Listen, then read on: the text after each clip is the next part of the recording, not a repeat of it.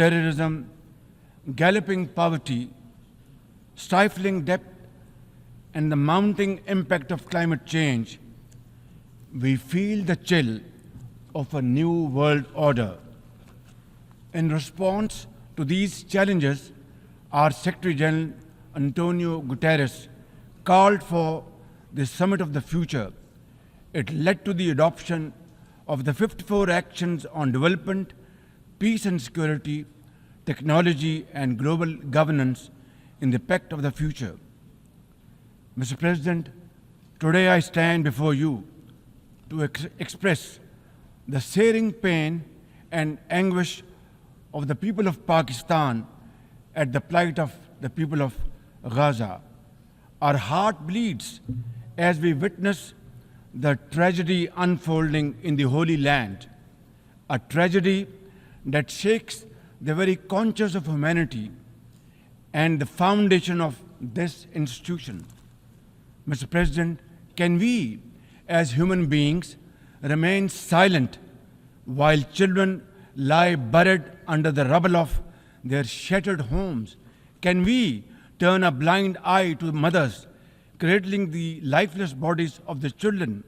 This is not just a conflict, this is systematic slaughter of innocent people of Palestine.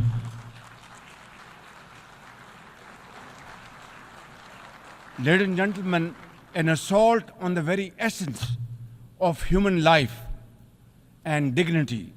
The blood of Gaza's children stains the hands of not just the oppressors, but also those who are complicit in prolonging this cruel conflict. When we ignore their endless suffering, we diminish our humanity. It is not enough to condemn, Mr. President. We must act now and demand an immediate end to this bloodshed. We must remember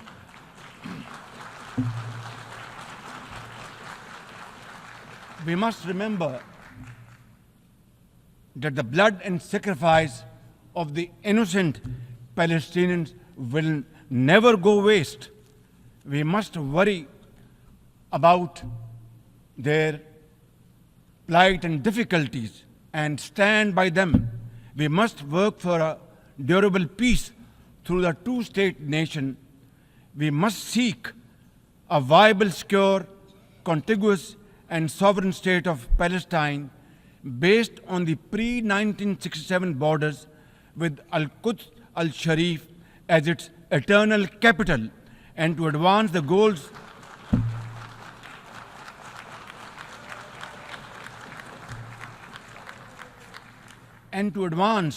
these goals, Palestine must also be immediately admitted as a full member of the United Nations. Mr. President, in a span of a few days, Israel's unrelenting bombing of Lebanon has killed over 500 people, including women and even small children.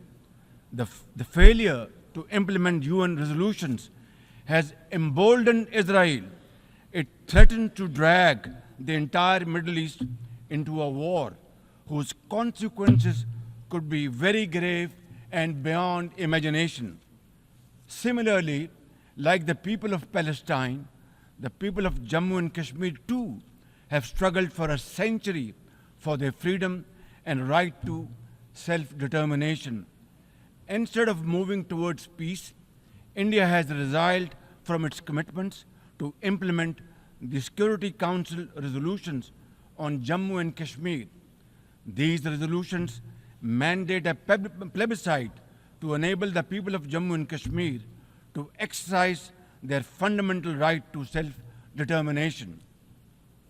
Ladies and gentlemen, since the 5th of August 2019, India has initiated unilateral illegal steps to impose what its leaders ominously call a final solution for Jammu and Kashmir. Day in and day out, 900,000 Indian troops terrorize the people of occupied Jammu and Kashmir with draconian measures including prolonged curfews, extrajudicial killings, and the abduction of thousands of young Kashmiris. At the same time, in a classic settler colonial project, India is seizing Kashmiri lands and properties and settling outsiders into occupied Jammu and Kashmir in their nefarious design to transform the Muslim majority into a minority. This hackneyed tactic is employed by all occupying powers, but it has always failed. In Jammu and Kashmir too, it shall fail by the grace of God. Ladies and gentlemen,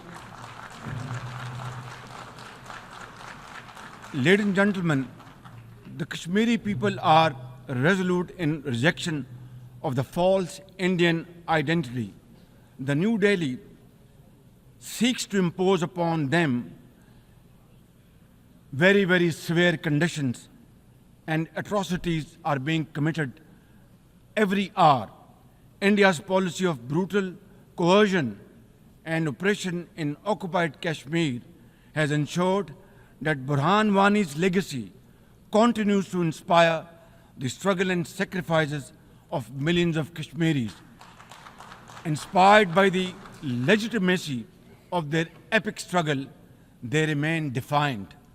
Their heart-wrenching stories remind us that behind every statistic lies a human life, a dream deferred, and a hope shattered. Even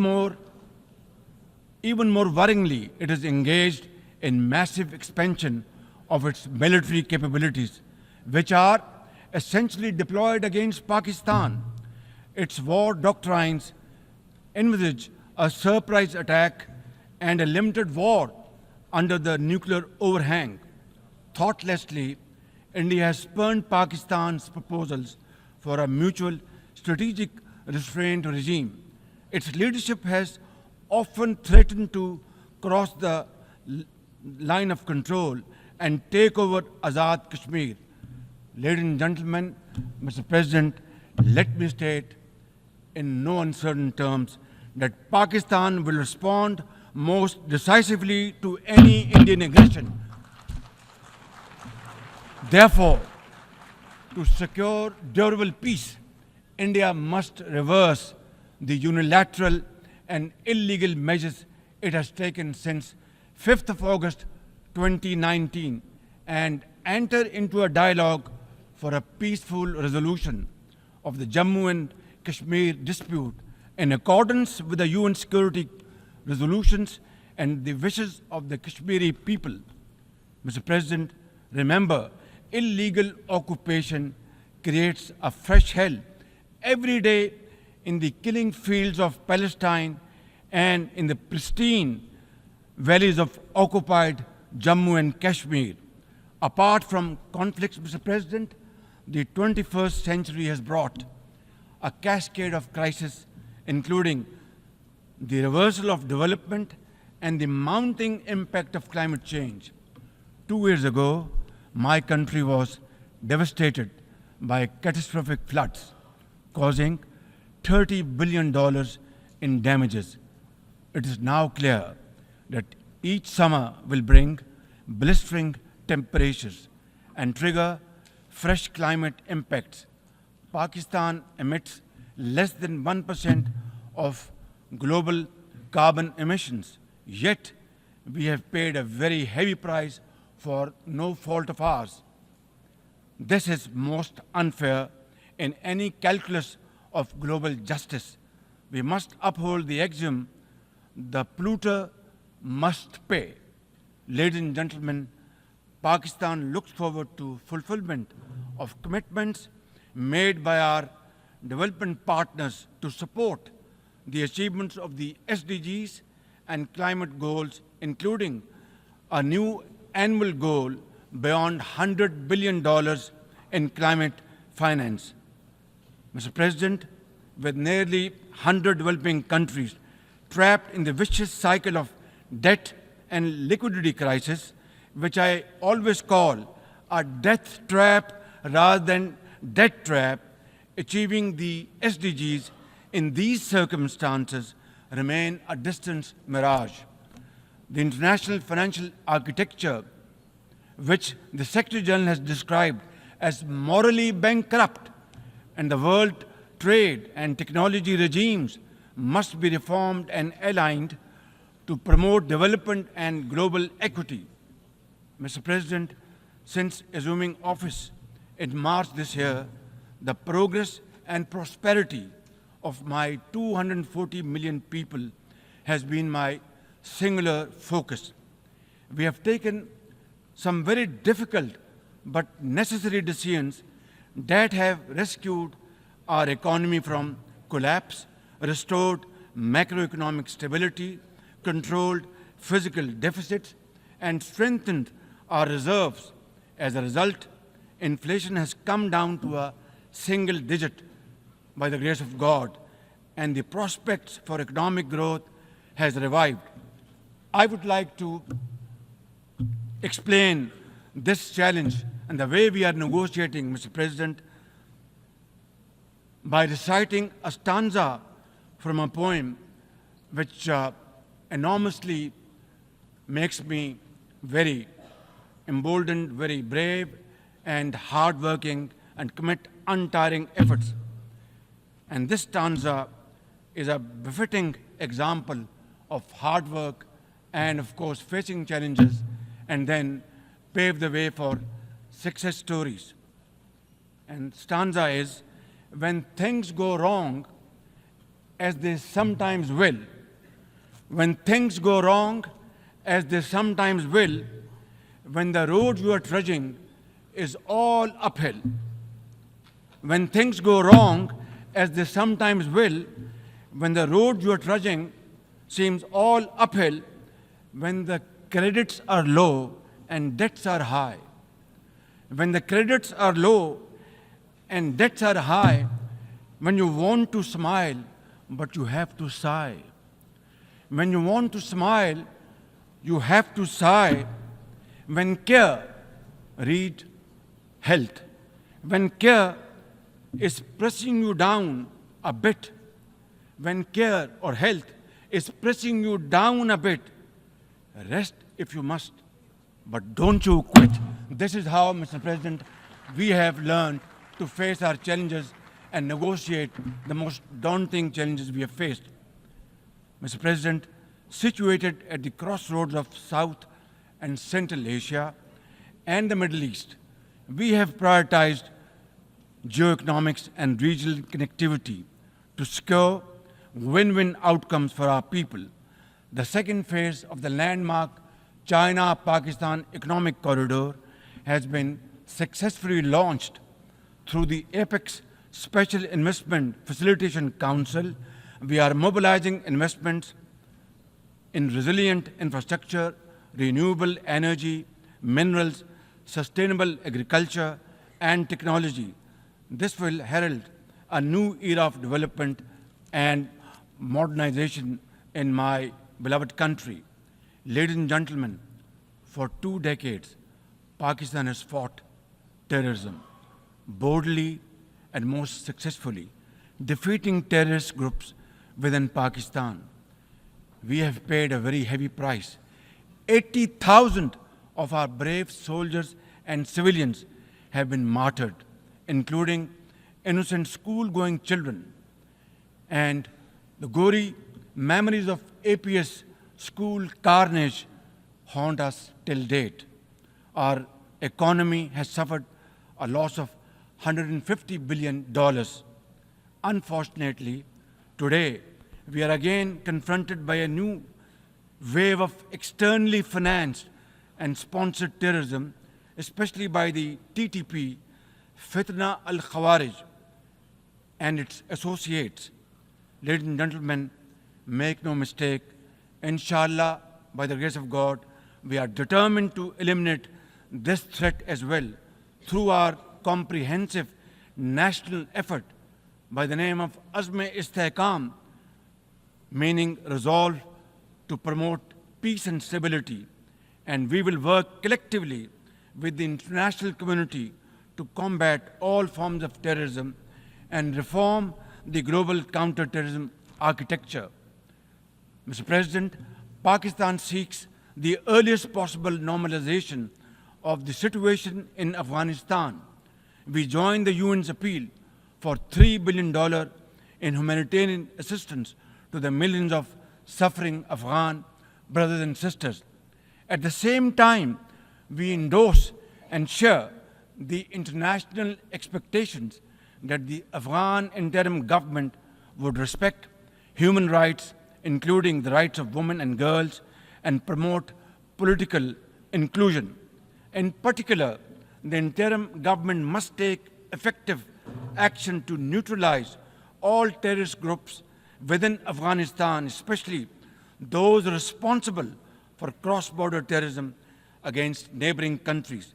These include ISIL-K, Daesh, the Al-Qaeda associated TTP, Fitna al-Khawarij, Majid Brigade, the BLA, and other terrorist groups which unfortunately are seen on Afghan territory. Mr. President, another troubling global development is the escalation of Islamophobia, which is now manifested by frequent desecrations of the Holy Quran, attacks on mosques, negative stereotyping of Muslims, and acts of discrimination and violence against them. The most alarming manifestation of Islamophobia is the Hindu supremacist agenda in India. It aggressively seeks the subjugation of 200 million Muslims and the obliteration of India's Islamic heritage. Pakistan and the OIC will work with the UN Secretary General and a special envoy to implement a plan of action to combat the scourge. Ladies and gentlemen, Pakistan seeks an immediate end to the tragic conflict in Ukraine and its peaceful resolution in accordance with the UN Charter and international agreements.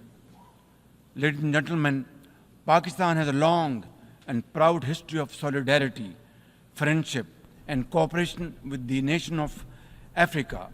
We will continue to cooperate with them to counter terrorism and resolve regional conflicts, including through UN peacekeeping and peace building in the region.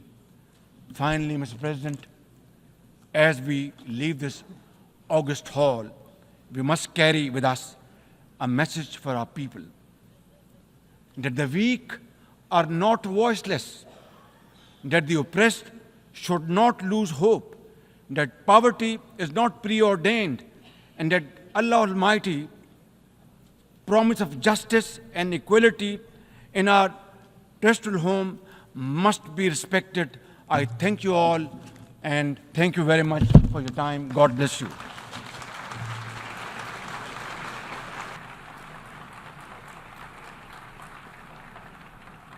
On behalf of the Assembly, I wish to thank the Prime Minister of the Islamic Republic of Pakistan.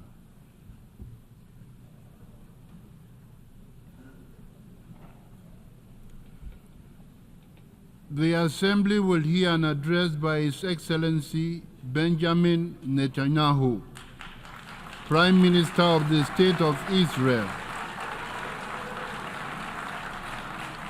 I request protocol to escort His Excellency and invite him to address the Assembly.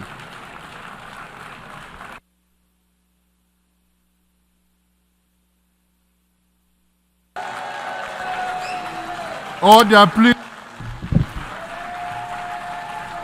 Ladies and gentlemen, order.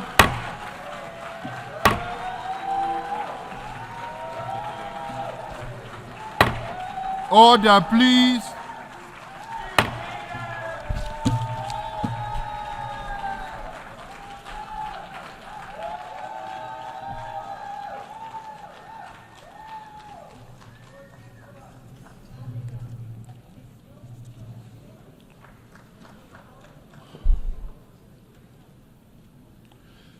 Mr. President,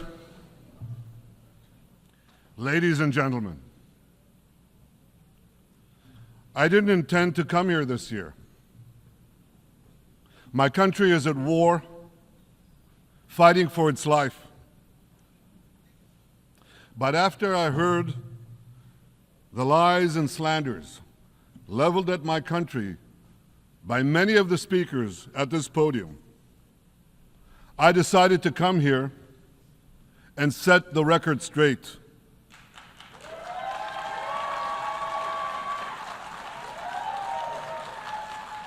I decided to come here to speak for my people, to speak for my country, to speak for the truth.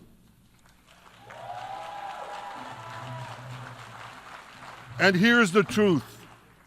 Israel seeks peace. Israel yearns for peace. Israel has made peace and will make peace again.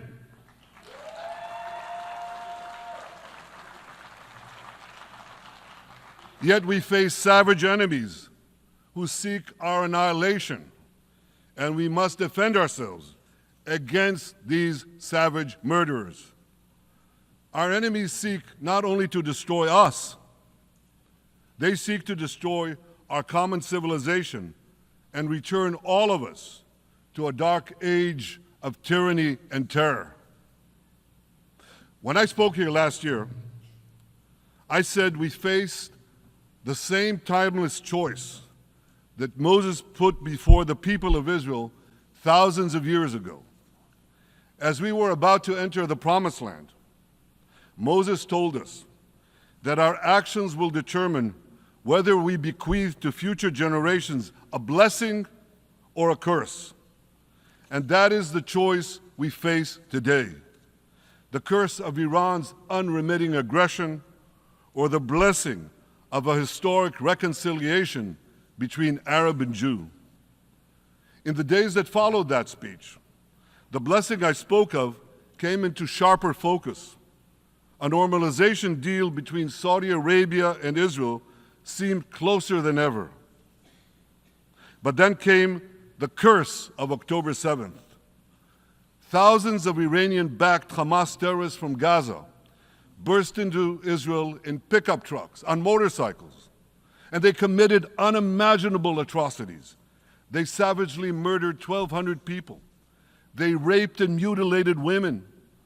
They beheaded men. They burned babies alive. They burnt entire families alive, babies, children, parents, grandparents, in scenes reminiscent of the Nazi Holocaust.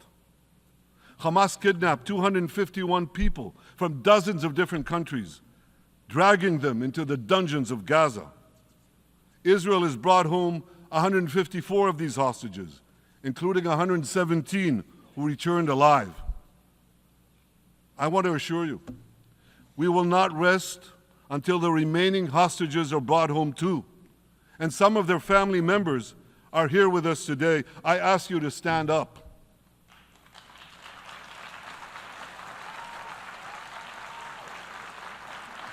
With us is Eli Stevie, whose son Idan was abducted from the Nova Music Festival. That was his crime. A music festival. And these murderous monsters took him. Kobe Smirno, whose son Jonathan was murdered, and his corpse was taken into the dungeons, into the terror tunnels of Gaza. A corpse held hostage.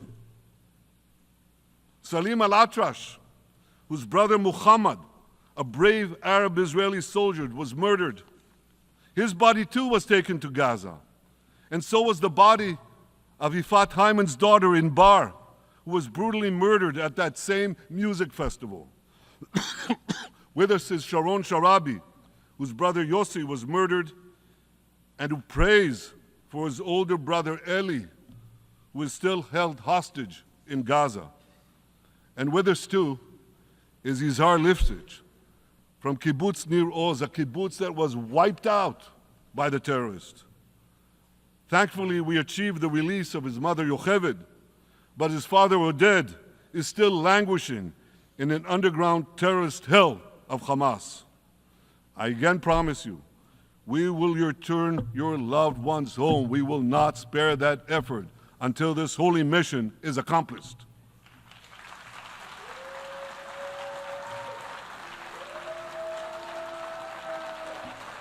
Ladies and gentlemen, the curse of October 7th began when Hamas invaded Israel from Gaza, but it didn't end there.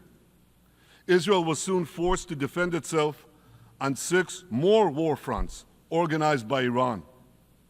On October 8th, Hezbollah attacked us from Lebanon.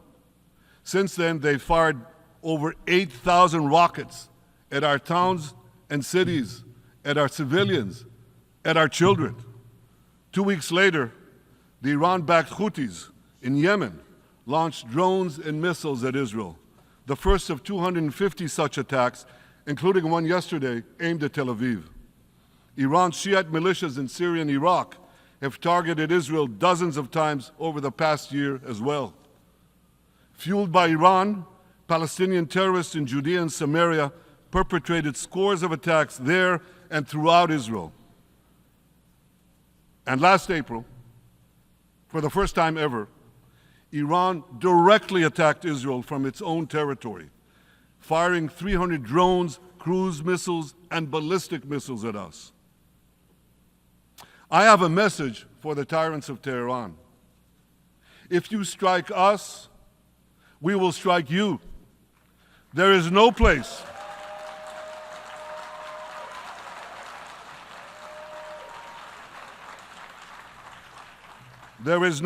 in Iran that the long arm of Israel cannot reach, and that's true of the entire Middle East.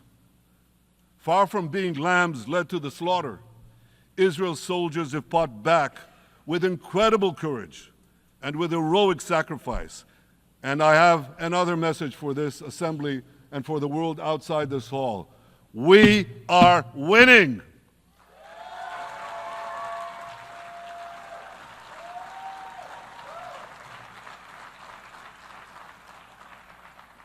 Ladies and gentlemen, as Israel defends itself against Iran in the 7-front war, the line separating the blessing and the curse could not be more clear. This is the map I presented here last year. It's a map of a blessing. It shows Israel and its Arab partners forming a land bridge connecting Asia and Europe between the Indian Ocean and the Mediterranean Sea. Across this bridge, we will lay rail lines, energy pipelines, fiber optic cables, and this will serve the betterment of 2 billion people. Now look at this second map. It's a map. Look at the second map. It's a map of a curse. It's a map of an arc of terror that Iran has created and imposed from the Indian Ocean to the Mediterranean. Iran's malignant arc has shut down international waterways. It cuts off trade. It destroys millions, destroys nations from within, and inflicts misery on millions. On the one hand, a bright blessing, a future of hope. On the other hand, a dark future of despair. And if you think this dark map is only a curse for Israel, if you think that, then you should think again. Because Iran's aggression, if it's not checked, will endanger every single country in the Middle East and many, many countries in the rest of the world. Because Iran seeks to impose its radicalism well beyond the Middle East. That's why it funds terror networks on 5 continents. That's why it builds ballistic missiles for nuclear warheads to threaten the entire world. For too long, the world has appeased Iran. It turns a blind eye to its internal repression. It turns a blind eye to its external aggression. Well, that appeasement must end. And that appeasement must end now.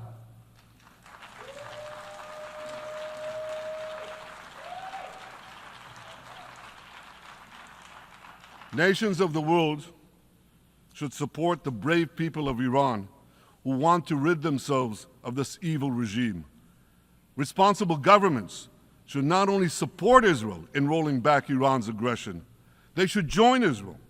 They should join Israel in stopping Iran's nuclear weapons program. In this body, in the Security Council, we're going to have a deliberation in a few months. And I call on the Security Council to snap back UN Security Council sanctions against Iran, because we must all do everything in our power to ensure that Iran never gets nuclear weapons.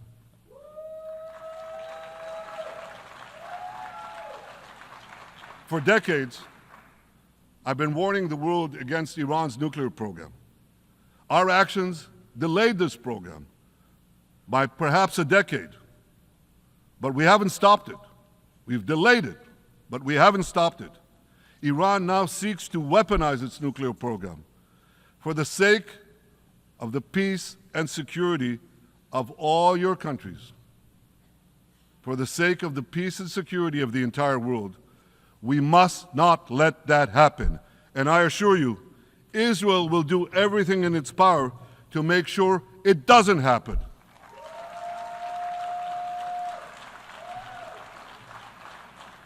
So, ladies and gentlemen, the question before us is simple. Which of these two maps that I showed you will shape our future? Will it be the blessings of peace and prosperity for Israel, our Arab partners, and the rest of the world? Or will it be the curse in which Iran and its proxies spread carnage and chaos everywhere? Israel has already made its choice. We've decided to advance the blessing. We're building a partnership for peace with our Arab neighbors while fighting the forces of terror that threaten that peace. For nearly a year, the brave men and women of the IDF have been systematically crushing Hamas's terror army that once ruled Gaza. On October 7th, the day of that invasion into Israel, that terror army numbered nearly 40,000 terrorists. It was armed with more than 15,000 rockets. It had 350 miles of terror tunnels, an underground network bigger than the New York subway system, which they used to wreak havoc above and below ground. A year later, the IDF has killed or captured more than half of these terrorists, destroyed over 90% of their rocket arsenal, and eliminated the key segments of their terror tunnel network. In major military operations,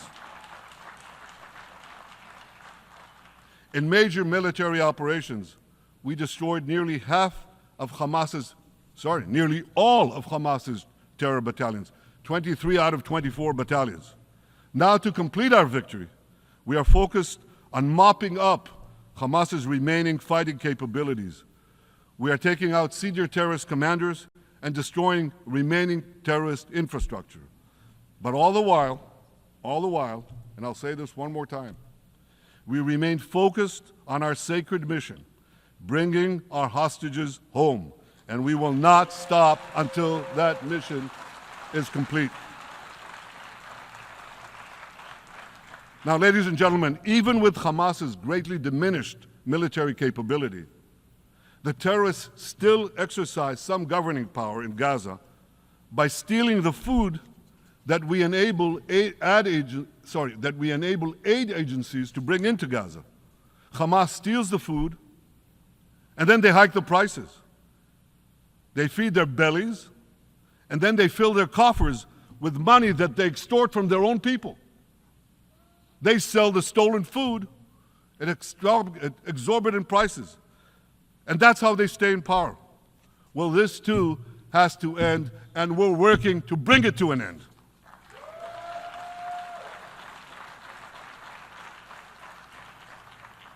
And the reason is simple. Because if Hamas stays in power, it will regroup, rearm, and attack Israel again and again and again, as it is vowed to do. So Hamas has got to go.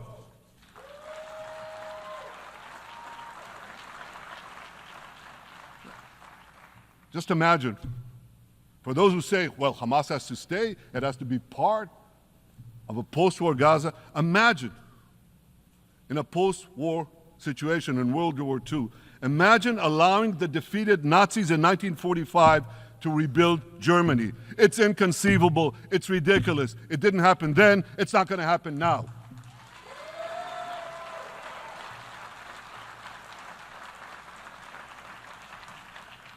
This is why Israel will reject any role for Hamas in a post-war Gaza.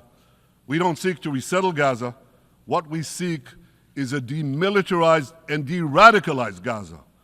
Only then can we ensure that this round of fighting will be the last round of fighting. We are ready to work with regional and other partners to support a local civilian administration in Gaza committed to peaceful coexistence. As for the hostages, I have a message for the Hamas captors. Let them go. Let them go. All of them. Those alive today must be returned alive, and the remains of those whom you brutally killed must be returned to their families. Those families here with us today, and others in Israel, deserve to have a resting place for their loved ones, a place where they can grieve and remember them. This war, ladies and gentlemen, this war can come to an end now. All that has to happen is for Hamas to surrender, lay down its arms, and release all the hostages. But if they don't, we will fight until we achieve victory, total victory. There is no substitute for it.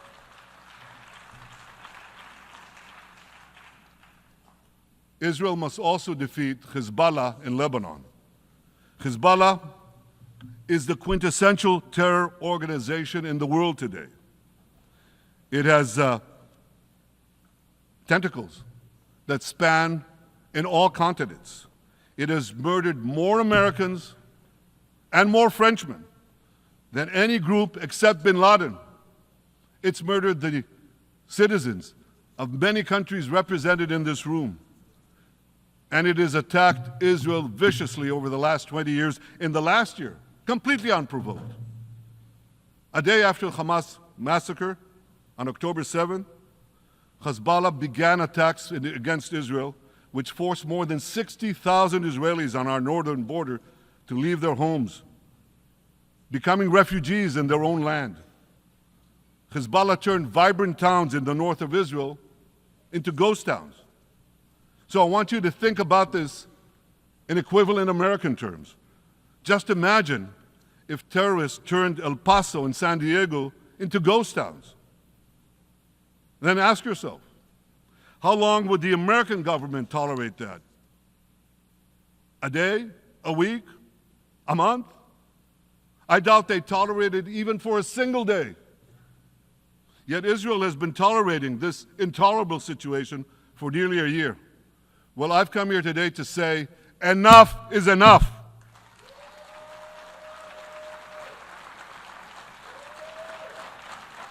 We won't rest until our citizens can return safely to their homes. We will not accept a terror army perched on our northern border, able to perpetrate another October 7th style massacre. For 18 years, Hezbollah brazenly refused to implement UN Security Council Resolution 1701, which requires it to move its forces away from our borders. Instead, Hezbollah moved right up to our border. They secretly dug terror tunnels to infiltrate our communities and indiscriminately fired thousands of rockets into our towns and villages. They fire these rockets and missiles not from military sites, not from that. They do that too.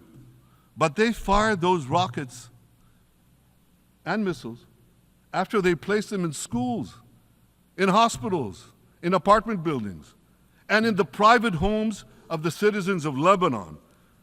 They endanger their own people. They put a missile in every kitchen, a rocket in every garage. I said to the people of Lebanon this week, get out of the death trap that Hezbollah has put you in. Don't let Nasrallah drag Lebanon into the abyss. We're not at war with you. We're at war with Hezbollah, which has hijacked your country and threatens to destroy ours. As long as Hezbollah chooses the path of war, Israel has no choice, and Israel has every right to remove this threat and return our citizens to their homes safely. And that's exactly what we're doing.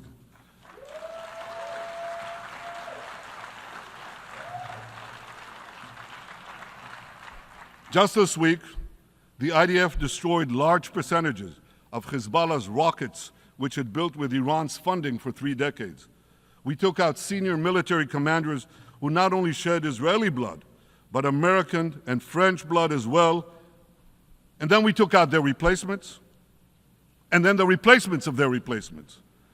And we'll continue degrading Hezbollah until all our objectives are met.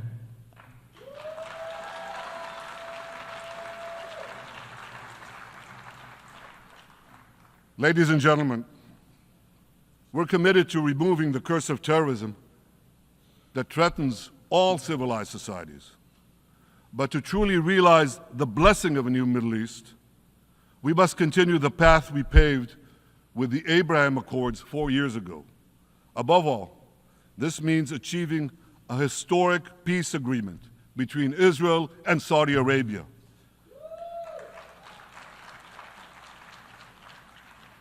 And having seen the blessings that we've already brought with the Abraham Accords, the millions of Israelis who've already flown back and forth across the Arabian Peninsula, over the skies of Saudi Arabia, to the Gulf countries, the trade, the tourism, the joint ventures, the peace,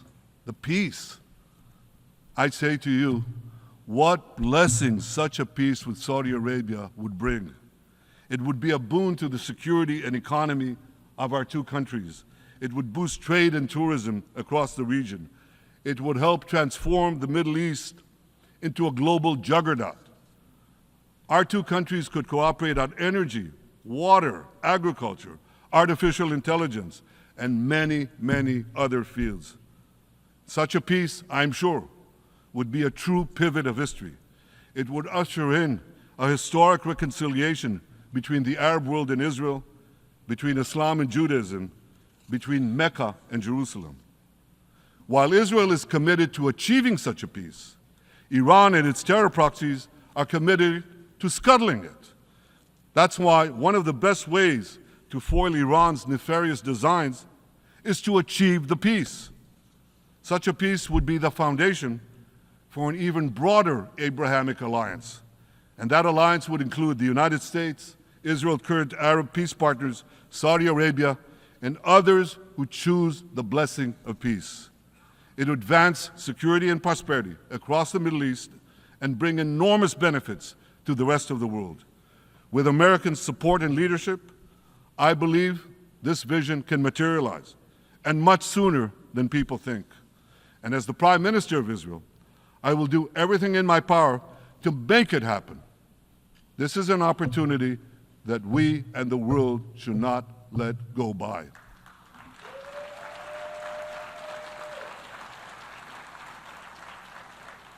Ladies and gentlemen, Israel has made its choice. We seek to move forward to a bright age of prosperity and peace. Iran and its proxies have also made their choice. They want to move back to a dark age of terror and war. And now I have a question. And I pose that question to you. What choice will you make? Will your nation stand with Israel? Will you stand with democracy and peace? Or will you stand with Iran, a brutal dictatorship that subjugates its own people, exports terrorism across the globe? In this battle between good and evil, there must be no equivocation. When you stand with Israel, you stand for your own values and your own interests. Yes, we're defending ourselves, but we're also defending you against a common enemy that through violence and terror seeks to destroy our way of life. So there should be no confusion about this. But unfortunately, there is a lot of it in many countries and in this very hall, as I've just heard. Good is portrayed as evil, and evil is portrayed as good. We see this moral confusion when Israel is falsely accused of genocide, when we defend ourselves against enemies who try to commit genocide against us. We see this too when Israel is absurdly accused by the ICC prosecutor of deliberately starving Palestinians in Gaza. What an absurdity. We helped bring in 700,000 tons of food into Gaza. That's more than 3,000 calories a day for every man, woman, and child in Gaza.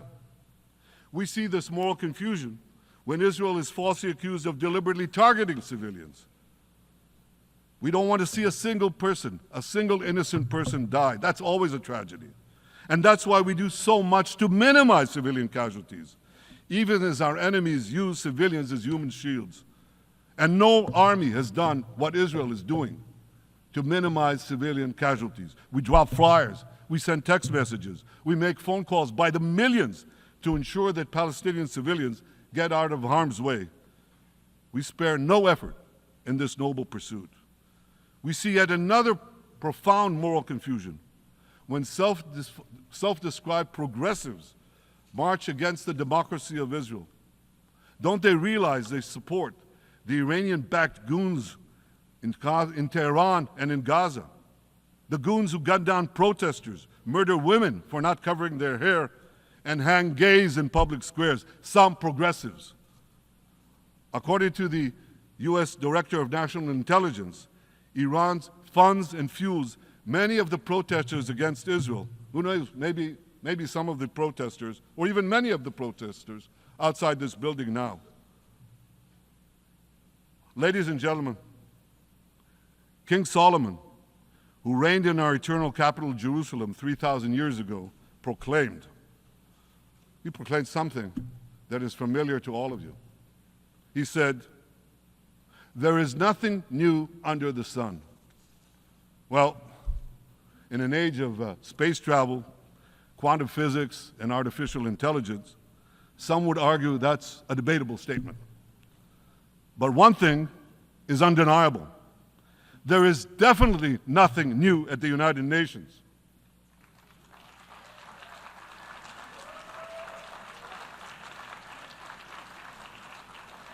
Take it from me. I first spoke from this podium as Israel's ambassador to the UN in 1984. That's exactly 40 years ago. And in my maiden speech here, I think it's the same podium, by the way. In my maiden speech here, I spoke against a proposal to expel Israel from this body. 4 decades later, I find myself defending Israel against that same preposterous proposal. And who's leading the charge this time? Not Hamas, but Abbas, Palestinian Authority President Mahmoud Abbas. This is the man who claims he wants peace with Israel. Yet he still refuses to condemn the horrific massacre of October 7th. He's still paying hundreds of millions to terrorists who murder Israelis and Americans. It's called pay for slay. The more you murder, the more you get paid. And he still wages unremitting diplomatic warfare against Israel's right to exist and against Israel's right to defend itself. And by the way, they amount to the same thing. Because if you can't defend yourself, you can't exist. Not in our neighborhood, certainly, and maybe not in yours. Standing in this podium 40 years ago, I told the sponsors of that outrageous resolution to expel Israel, "Gentlemen, check your fanaticism at the door." Today, I tell President Abbas and all of you who would shamefully support that resolution, check your fanaticism at the door. The singling out of the one and only Jewish state continues to be a moral stain on the United Nations. It has made this once respected institution contemptible in the eyes of decent people everywhere. But for the Palestinians, this UN House of Darkness is home court. They know that in this swamp of anti-Semitic bile, there's an automatic majority willing to demonize the Jewish state on anything. In this anti-Israel, flat earth society, any false charge, any outlandish allegation can muster a majority. In the last decade, there have been more resolutions passed against Israel in this hall at the UN General Assembly than against the entire world combined. Actually, more than twice as many. Since 2014, this body condemned Israel 174 times. It condemned all the other countries in the world 73 times. That's more than 100 extra condemnations for the Jewish state. What hypocrisy, what a double standard, what a joke. So the UN's hostility.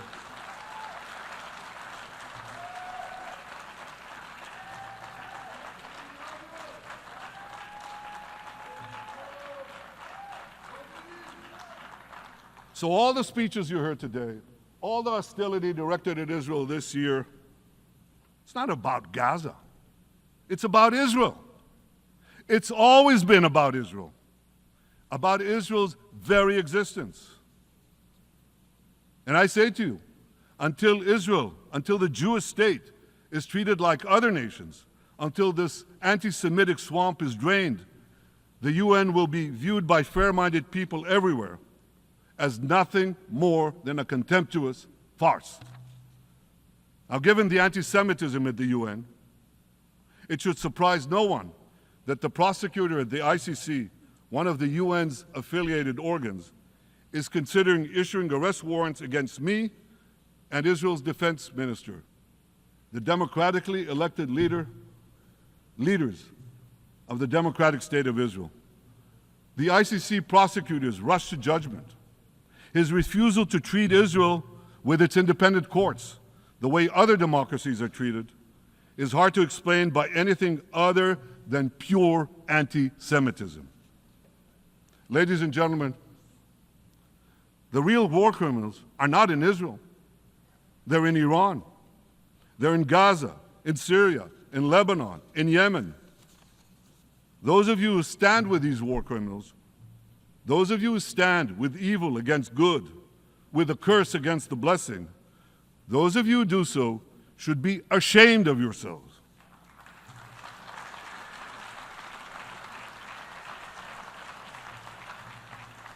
But I have a message for you. Israel will win this battle. We'll win this battle because we don't have a choice.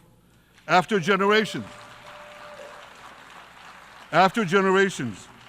in which our people were slaughtered, remorselessly butchered, and no one raised a finger in our defense, we now have a state.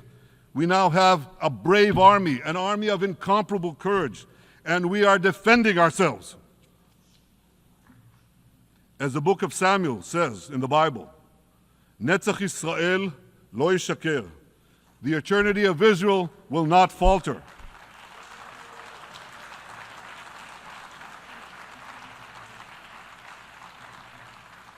In the Jewish people's epic journey from antiquity, in our odyssey through the tempests and upheavals of modern times, that ancient promise has always been kept, and it will hold true for all time. To borrow a great poet's phrase, Israel will not go gently into that good night. We will never need to rage against the dying of the light, because the torch of Israel will forever shine bright.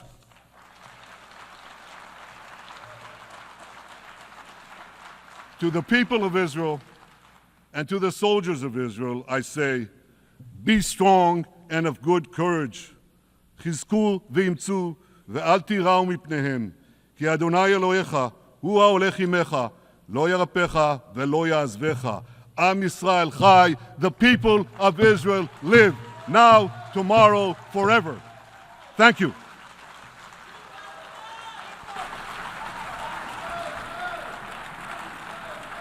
On behalf of the Assembly, I wish to thank the Prime Minister of the State of Israel,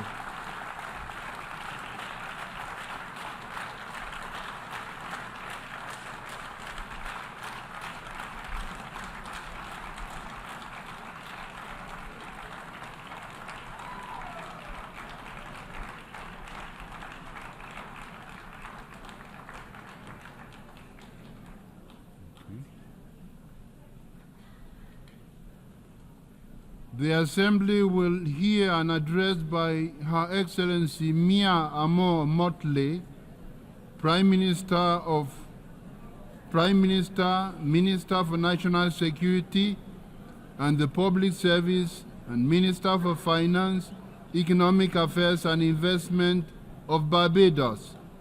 I request protocol to escort Her Excellency and invite her to address the Assembly.